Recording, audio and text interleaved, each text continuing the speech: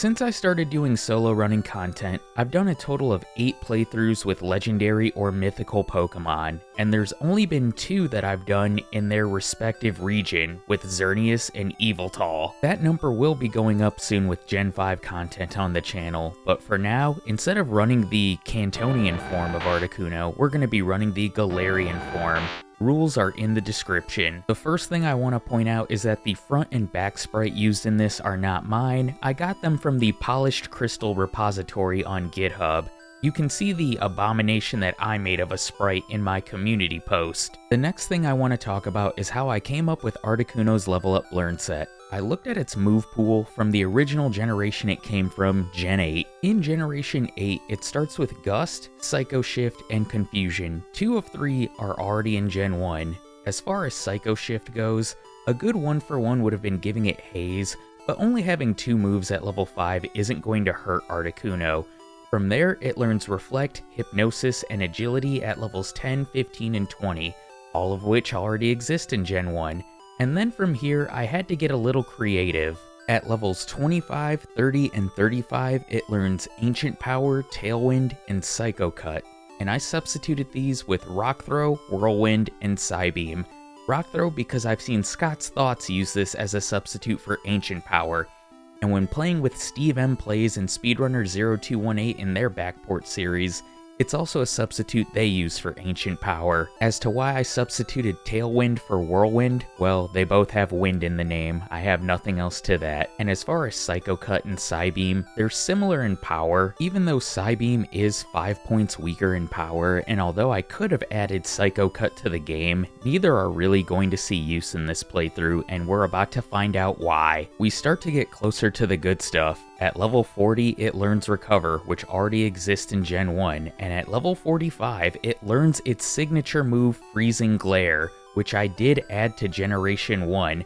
I had to shorten it a bit to Freeze Glare because of character restraints, but it's a 90 base power Psychic type move with a 10% chance to freeze the opponent. Even though Articuno loses its Ice typing and access to both Ice Beam and Blizzard, I feel like this more than makes up for it. It learns Dream Eater at level 50 and Hurricane at level 55, and this is the second and final move I added to Gen 1. It's a 110 base power flying type move with a chance to confuse the target. Unfortunately, it's only 70% accurate, and it learns Mind Reader, Future Sight, and Trick Room at levels 60, 65, and 70, which I just replaced with Double Team at level 60 and Psychic at level 65. If this thing is anything like Cantonian Articuno, it's going to finish the game well before level 60, and considering we do get Psychic as a TM, we're going to have it well before level 65. So if you've been paying attention to the footage in the background, you'll see that I'm going straight minimum battles to Brock. I'm only going to fight the mandatory bug catcher. Even though Confusion is super effective on Weedle, it still can't get the one-shot, which is a bit unfortunate. And although Brock's Pokemon have terrible special, I don't see Confusion one-shotting them either. One disadvantage that Galarian Articuno has over Cantonian Articuno. Let's see how it does against the first gym leader of the run. Geodude is first, and you can see with the damage from Confusion, it's going to be a 3-hit KO, and its tackle is doing quite a bit of damage to me, bringing me to 6 and then 9 HP after leveling up when Onix comes out. It outspeeds and goes for Bide first turn, but thankfully Confusion confuses it, and it's 2 more Confusions to take it down while I survive on 3 HP. Cantonian Articuno would have one-shot both Geodude and Onix, but Galarian Articuno can still get the job done. And as we exit Brock's gym and head towards Route 3, there's one last thing I want to touch on, which is the stats of Galarian Articuno and the difference between it and its Kanto version. And the biggest difference between these two is that while Cantonian Articuno has a higher defense stat, Galarian Articuno gets the higher speed stat, which I think matters more in a solo run. I still went with the 125 base special, because if Game Freak made this the bird that ended up in Gen 1, I feel like it would have ended up this way. The last thing I'll touch on before we get back to the playthrough is that when it came to the TMs, I looked at the TMs and TRs it could learn in both Gen 8 and Gen 9 and compiled a list from there. And while you might think it got shafted in the TMs department, all 3 birds did. Don't worry, I'm going to get to that in later videos. In Mount Moon, I'm going to pick up some items along with some optional battles. I pick up the rare candy. I battle against this last with an Oddish and Bellsprout because they're quick and easy experience. I battle against this hiker because his rock Pokemon have trash special. I catch a Paris that doesn't give me a hard time, foreshadowing for a future video.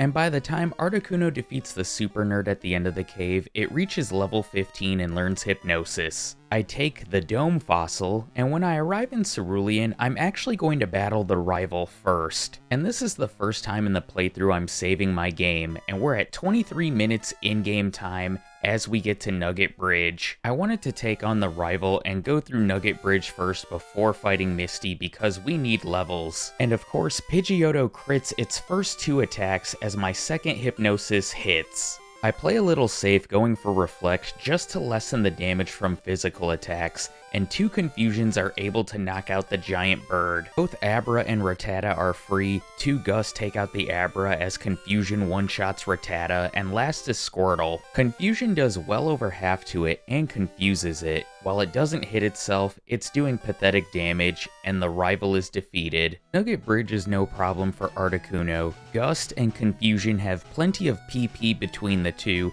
and anything that Confusion cannot one-shot, Gust is able to clean up. And I actually make it to the last before Bill's house with exactly 3 PP of Confusion left. Just enough to one-shot all 3 of her Pokemon. I'm level 19 even after defeating the junior trainer in Misty's gym, but I think this should be enough to defeat the water-type specialist.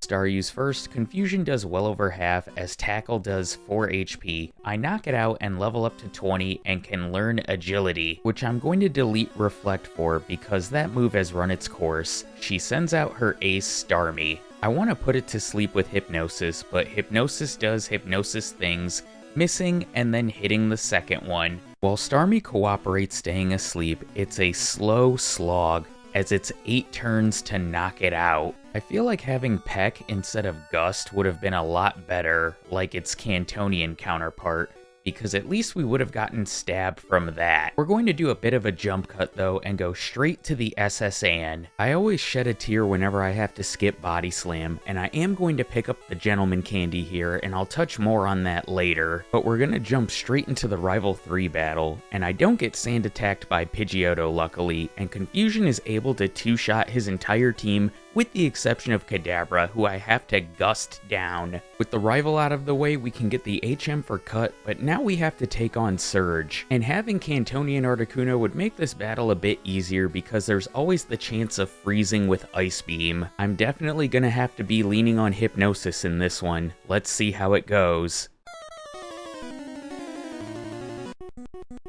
He leads with Voltorb. Confusion is a 2-hit KO as it just hits me with a weak tackle. Pikachu is next, and Confusion barely misses the one-shot as Surge uses an X-Speed and then Thunder Wave.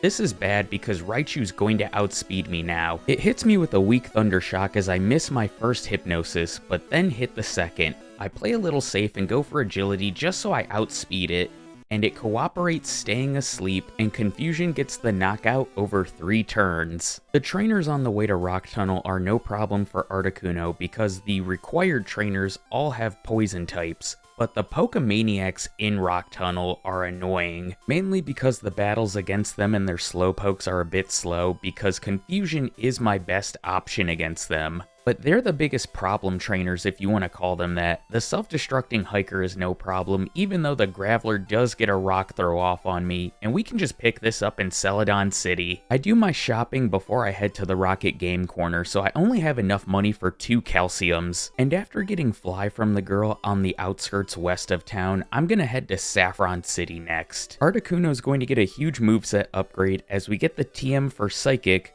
from Mr. Psychic. And from there, we can head to the Rocket Game Corner. Having Confusion on our moveset still allows us to save majority of our Psychic PP, and having Psychic for Giovanni makes this battle a whole lot easier, as his team is nearly a one-shot sweep.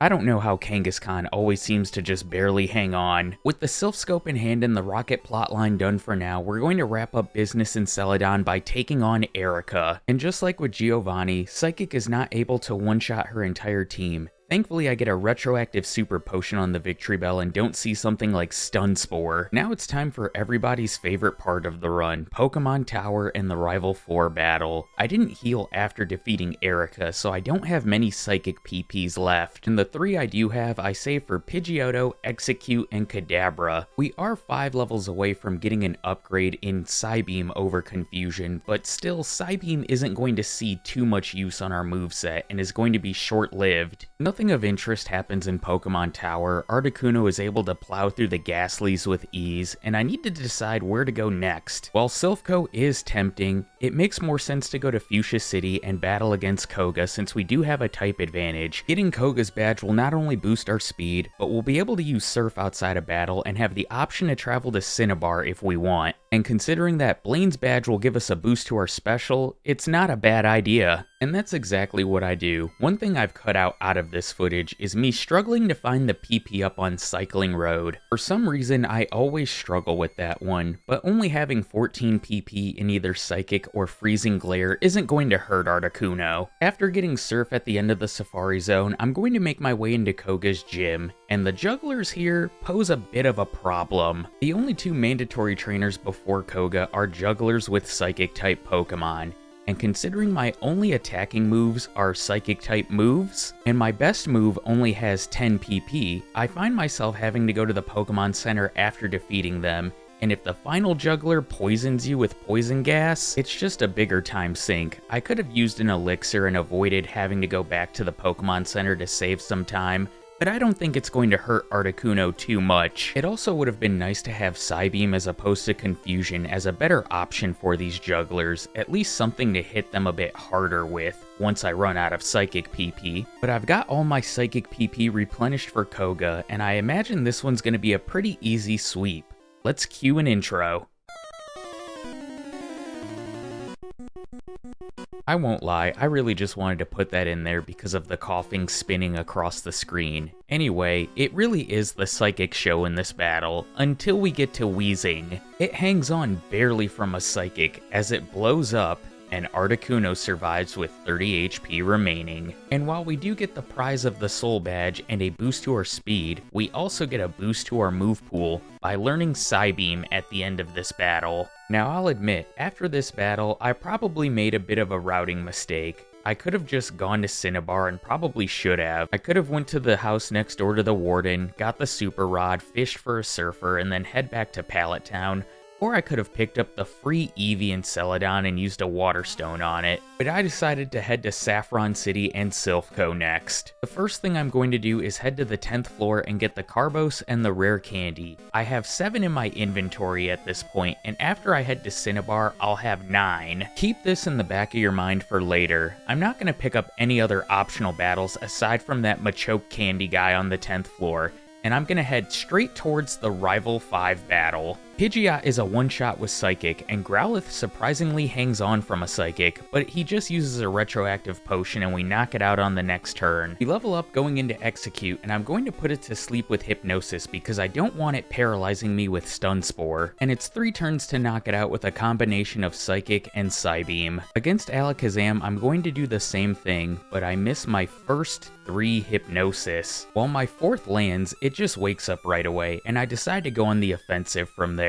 2 critical hits from Psychic definitely help me out, as it's a 3-hit KO just like Execute was, and last is Blastoise. The best attacking move this thing has is Bite, but it just goes for Bubble on me, and 2 Psychics knock it out. The battle with Giovanni afterwards is no problem either, although I only have 1 Psychic PP remaining from the battle against Rival 5 and the rocket outside of his chamber, which I save for Nidoqueen, and of course it fails to get the one-shot on it. With Silph Co out of the way, it's time to take on Sabrina, and this is one of those battles where I feel like it would be better to be the Cantonian counterpart.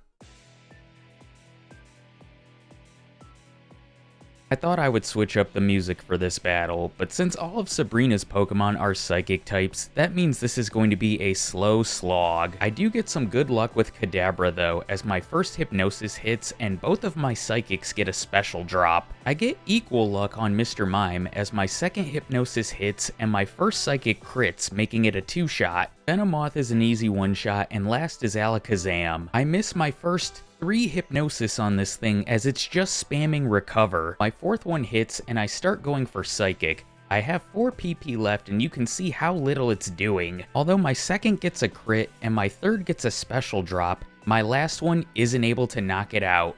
And Alakazam just starts spamming recover again. I put it back to sleep with hypnosis, and I'm gonna set up an agility, that way I outspeed Alakazam. And from here, I'm just hoping for critical hits to end this battle as fast as possible. Although Alakazam staying asleep and getting confused by Psybeam helps. Now it's time to head to Cinnabar Island, and not being part ice type will actually benefit us against Blaine. And watching all this footage back, I actually got curious about a Cantonian Articuno run, so I looked up J-Rose's old video from about 4 years ago now, and he was level 38 going into level 39 when he defeated Blaine. And then I refreshed myself with Scott's Thoughts video of the 3 legendary birds. Granted, Blaine is a lot tougher in yellow than he is red and blue, and he was level 44. I'm level 39, so I wouldn't say that I've overtrained or undertrained to this point. And before playing this run, I felt like I would pop candies here, but I don't think I need to. Let's see how this battle goes.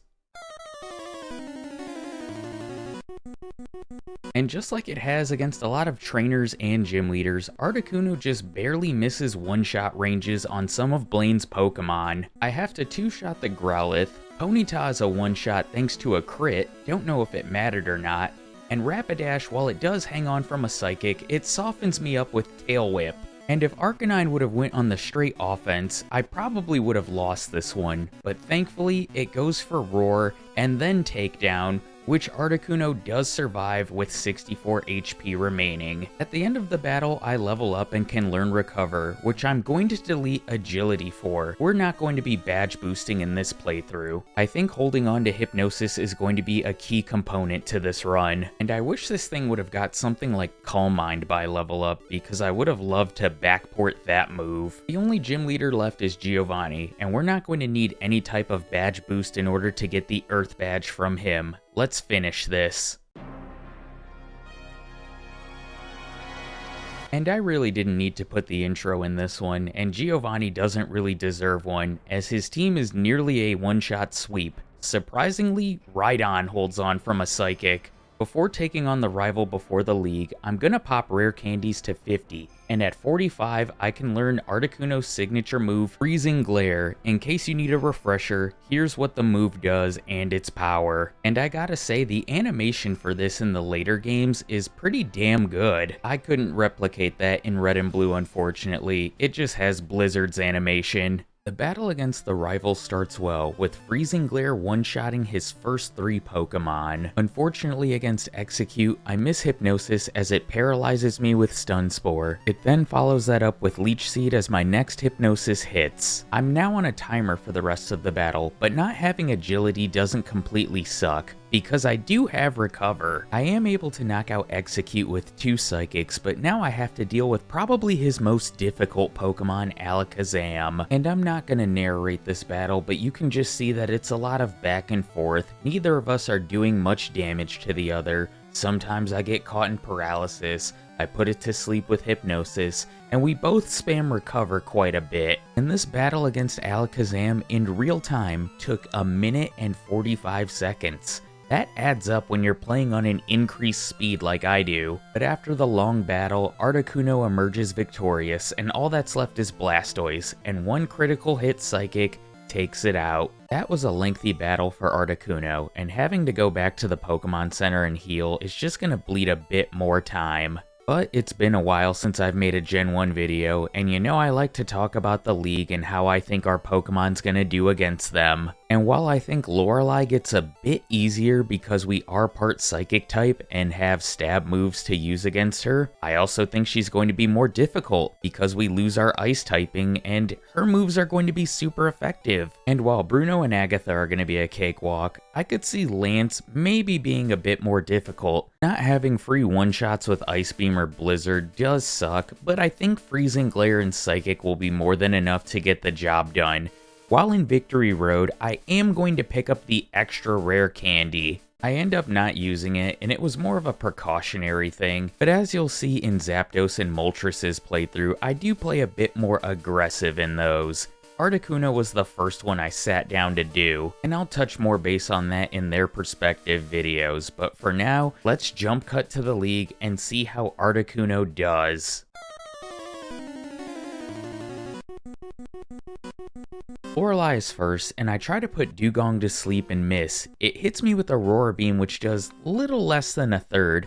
My second Hypnosis hits, and I decide to go for Recover just so I have full HP. With Dewgong asleep, I go for Psychic, and it looks like a 2 to 3 hit KO as it wakes up. While it lives on a sliver from my second, she just heals it with a Super Potion and we knock it out on the next turn. We level up going into Cloyster, who's one shot by Psychic. Slowbro's next, and I want to put it to sleep as soon as possible because I don't want it setting up with Amnesia. I've got to go 4 Hypnosis deep thanks to it waking up right after my second one and my third one missing before I can go on the offensive. And it's 3 Psychics to take down Slowbro, probably thanks to those 2 special drops. Against Jinx, it's the same story. I want to put it to sleep and slowly chip it down, except I've got to be wary of Ice Punch. Not only does it do decent damage, but because we're no longer an Ice type, it can also freeze me. I need some luck on Jinx with some critical hits and special drops. While I do get one, my luck runs out as its Ice Punch freezes me when it wakes up. And that is the first reset in the run. In the next battle, I make it back to Jinx, and although I have less Psychic PP this time around, I have much better luck,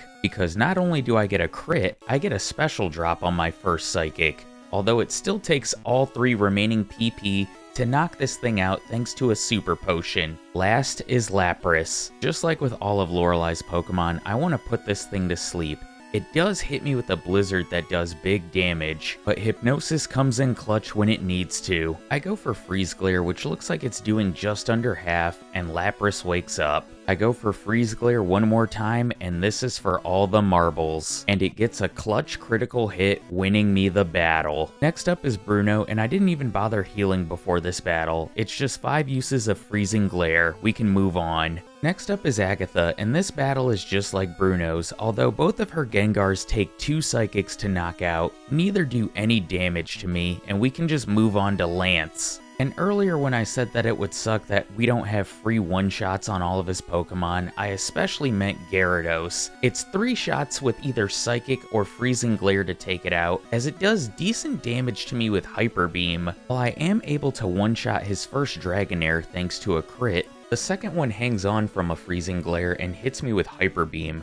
I decide to go for Recover on its recharge turn before finishing it off. Aerodactyl comes out next, it outspeeds me and crits Bite, but Psychic is not able to get the one-shot. It then follows it up with Supersonic, but I don't hit myself, knock it out, and last is Dragonite. I play it safe going for Recover because Hyper Beam would finish me off, and if I were to hit myself in Confusion, this would also be a loss. Fortunately I don't, and Psychic does about a third and gets a special drop. Dragonite retaliates with Hyper Beam, bringing Articuno to 50 HP. Because of the recharge turn, I have 2 more attacks, and my next Psychic finishes it off. Before the champion battle, I'm going to use a rare candy to get to level 55 so that I can learn Hurricane, which is going to come in handy against both Alakazam and Exeggutor. And as much as I love signature moves, I think Psychic is going to be a lot more useful in this battle than Freezing Glare, so I delete it for Hurricane. For the limited time I had Freezing Glare, it's a shame that I didn't get 1 freeze off of it. Hopefully deleting it over Psychic isn't the deciding factor in this battle.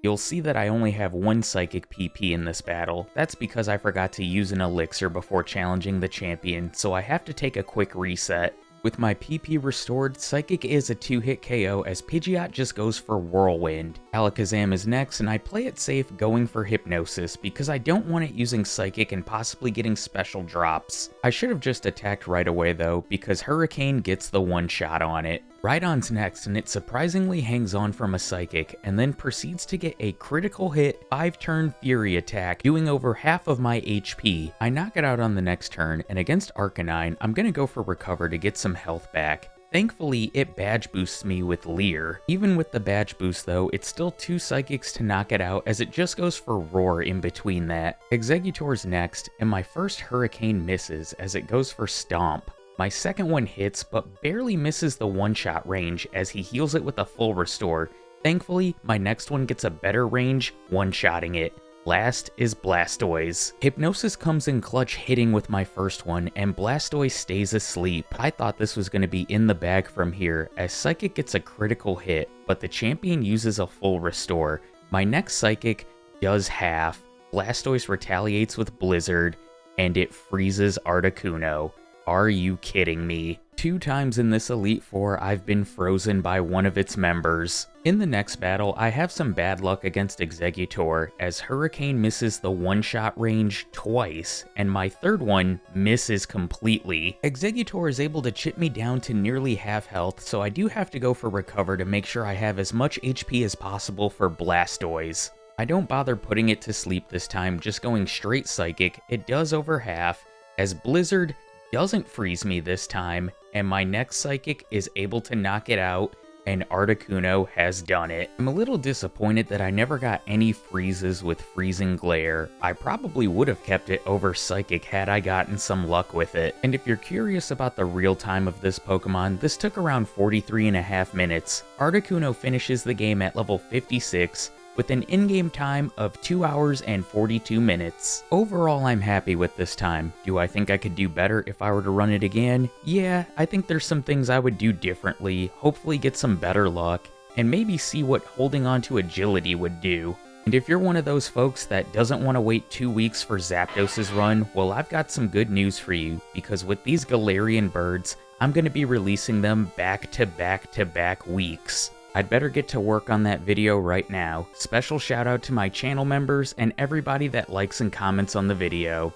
I'll see you in my next one. Take care, everybody.